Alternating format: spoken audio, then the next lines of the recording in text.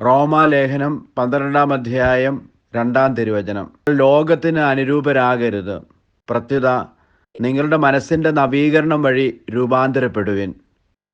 ദൈവഹിതം എന്തെന്നും നല്ലതും പ്രീതിജനകവും പരിപൂർണവുമായത് എന്തെന്നും വിവേചിച്ചറിയാൻ അപ്പോൾ നിങ്ങൾക്ക് സാധിക്കും. കാരുണ്യവാനായ കർത്താവേ, ലോകത്തിന് അനുരൂപരാകാതെ ദൈവഹിതം എന്തെന്ന് അറിഞ്ഞ് നവീകരിക്കപ്പെട്ട ഒരു ജീവിതം നയിക്കുവാൻ ഞങ്ങൾക്ക് കൃപ നൽകണമേ. ആമേൻ. ദൈവം നിങ്ങളെ സമൃദ്ധമായി അനുഗ്രഹിക്കട്ടെ. നമ്മുടെ കർത്താവ് ഈശോ മിശിഹായുടെ കൃപയും പിതാവായ ദൈവത്തിൻ്റെ സ്നേഹവും പരിശുദ്ധാത്മാവിൻ്റെ സഹവാസവും നാം എല്ലാവരോടും കൂടി ഉണ്ടായിരിക്കട്ടെ, ഇപ്പോഴും എപ്പോഴും എന്നേക്കും.